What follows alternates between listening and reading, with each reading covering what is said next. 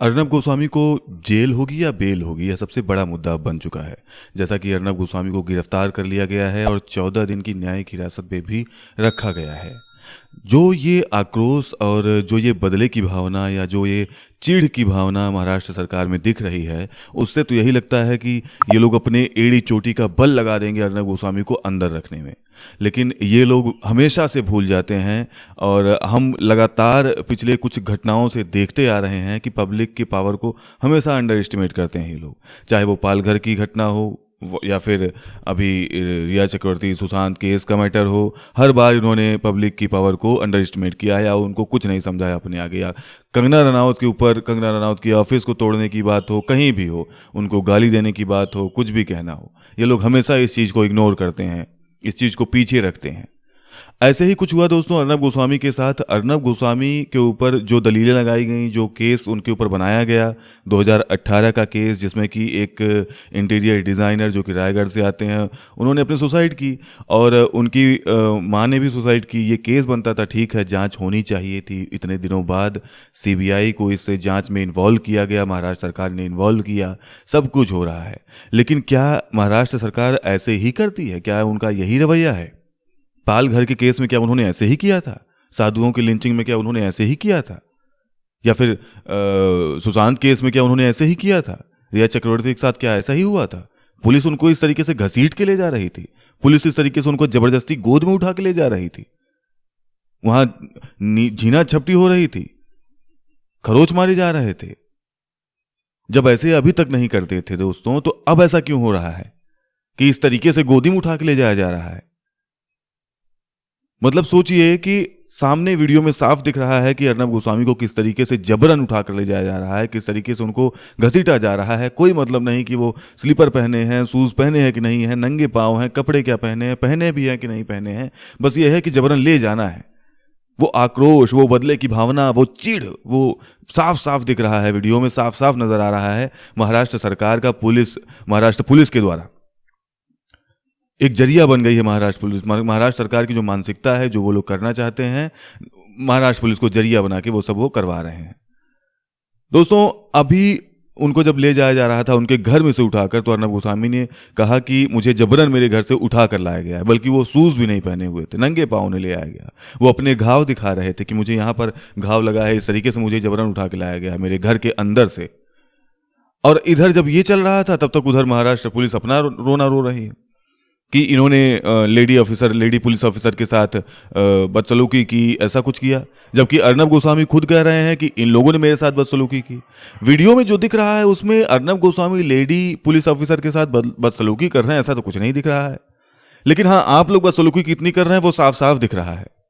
आप लोग जो कर रहे हैं वो साफ साफ दिख रहा है। रिपब्लिक टीवी के हमेशा से प्रतिद्वंदी कंपटीटर रही इंडिया टुडे न्यूज चैनल, उन्होंने भी इसका समर्थन किया, अर्नब गोस्वामी का समर्थन किया, रिपब्लिक टीवी का समर्थन किया।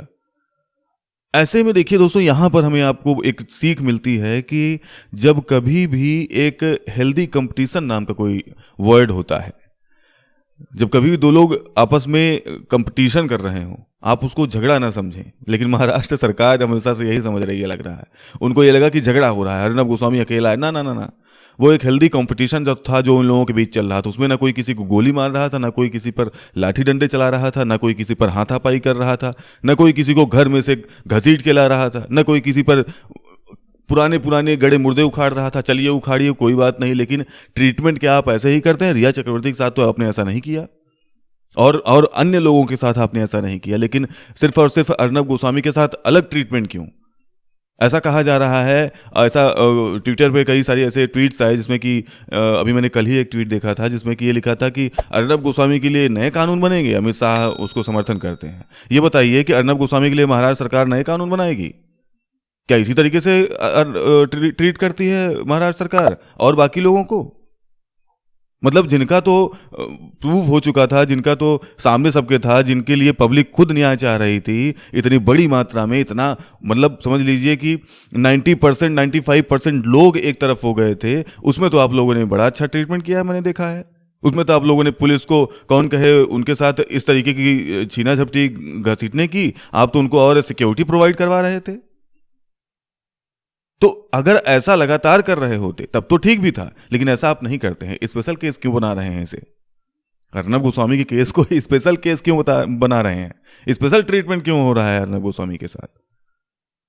तो वो जो हो रहा है, जो महाराष्ट्र सरकार कर रही है दोस्तों, लगातार हमारे सामने है, सामने दिख रहा है। अब यहां पर देखिए इंडिया टुडे ने क्या किया। इंडिया टुडे ने भी इस चीज की निंदा की है, और सबसे बड़ी खुशी हुई ये चीज जानकर कि चलिए वहां पर जो होता है एक बैटल फील्ड होती है। आप किसी अपने कार्य क्षेत्र में हैं तो बैटल फील्ड उसको समझिए। वहां पर आप न मेरे दोस्त हैं, न मैं आपका दोस्त हूं, या फिर आप मुझे नहीं जानते, मैं आपको नहीं जानता हूं। वहां पर हमें लड़ना है, हमें फाइट करके आगे जाना है। वो बहुत अच्छी बात है, बहुत अच्छी बात है। लेकिन अब देखिए राजदीप सरदेसाई ने खुद इंडिया टुडे के इस ट्वीट को रीट्वीट किया है, सपोर्ट किया है, समर्थन किया है। जो इंडिया टुडे ने यह कहा कि यह निंदनीय है किसी पत्रकार को या अर्नब गोस्वामी के साथ ऐसा ट्रीटमेंट किया जाना। शायद नहीं पता है महाराष्ट्र सरकार को कि क्या होता है हेल्दी कंपटीशन। अब देखिए आगे, केंद्रीय मंत्री रविशंकर प्रसाद ने कहा कि आज प्रेस की आजादी पर हमला हुआ है, आपातकाल की याद ताजा हुई, इमरजेंसी की याद।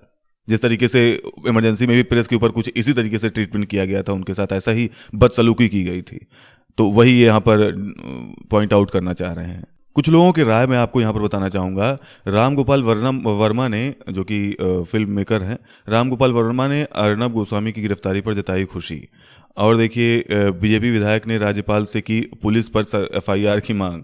और राम कदम ने, बीजेपी विधायक राम कदम ने गुरुवार को राज्यपाल भगत सिंह कोश्यारी से मुलाकात की। उन्होंने पुलिस के खिलाफ एफआईआर की मांग की है, पुलिस के खिलाफ। और देखिए बग्गा ने, मतलब कि अर्नब गोस्वामी की गिरफ्तारी के खिलाफ बीजेपी नेता तेजिंदर पाल सिंह बग्गा ने दिल्ली में महाराष्ट्र सदन के बाहर आपातकाल 2.0 के पोस्टर लगवा दिए हैं। इसमें इंदिरा गांधी और उद्धव ठाकरे की तस्वीर है। आप डिस्प्ले पे मैं आपको ये फोटो दिखाऊंगा। ये सबसे बेहतरीन था कि मतलब हम अब ये बहुत तेजी में बात फैल रही है कि ये इमरजेंसी है, इमरजेंसी 2.0 है। और सच में कुछ वैसा ही हमें देखने को मिल रहा है, क्योंकि सारी चीजें, मतलब कि कोई मतलब नहीं है पब्लिक क्या चाहती है, क्या सही है, क्या गलत है। जो अपने मन में आए, तानाशाही एक तरीके से कहा जा सकता है, डिक्टेटरशिप। और धनबाद से बीजेपी सांसद पीएन सिंह ने अर्नब गोस्वामी की गिरफ्तारी को लोकतंत्र पर हमला बताया है। उन्होंने कहा कि इंदिरा गांधी वाले दिनों की याद ताजा हो गई, ठाकरे सरकार कांग्रेस की गुलामी का सबूत दे रही है। वहीं यहां से विधायक राज सिन्हा ने कहा कि लोकतंत्र के लिए प्रेस की स्वतंत्रता बहुत जरूरी है। प्रेस की स्वतंत्रता, प्रेस की स्वतंत्रता, मतलब आप इस वर्ड को समझिए दोस्तों कि ये चौथा स्तंभ कहा जाता है, तो इसलिए नहीं कहा जाता है, बहुत अहमियत होती है। और इस पर देखिए वार किया जा रहा है, इस पर अटैक किया जा रहा है। ये बहुत बड़ी बात है, लेकिन जब समझ में आए कुछ लोगों को तब ना। खैर, इस पर कई लोगों के कई अपने अपने ओपिनियन हैं। तो ये दोस्तों मेरी खबर है, जो कि बड़े ही, अब देखना हमें ये है कि आगे आगे होता क्या है। और पूरी कोशिश ये है दोस्तों हम लोगों की और बाकी सब लोगों की, ये गलत है। आप बात कीजिए, आप एक दूसरे को ब्लेम कीजिए, वो सब सही है, लेकिन इस तरीके से जबरदस्ती किसी के साथ इस तरीके की हरकत करना, उसके साथ इस तरीके का व्यवहार करना, ये गलत है। अगर आपका नेचर यही हो, आपके नियम कानून कायदे यही हो, तब तो ठीक है, लेकिन स्पेशल ट्रीटमेंट क्यों कर रहे हैं? ऐसा वो साफ साफ दिख रहा है कि आप क्या करना चाह रहे हैं। और सच्चाई देखिए दोस्तों, जीत ऐसे होगी नहीं, ये मैं भी समझता हूं, और आशा मुझे यही है कि आप लोग भी यही सोचते होंगे, आपके भी विचार इस पर यही होंगे कि ऐसे ये सोच रहे हों अगर कि जीत जाएंगे इस तरीके से, या इस तरीके से हार हो जाएगी अर्नब गोस्वामी की, तो ये संभव नहीं है। पब्लिक की पावर को इन लोगों ने शुरू से नहीं समझा है, और समझ जाएंगे, समय आएगा, समझ जाएंगे। समय समय से हर काम होते हैं।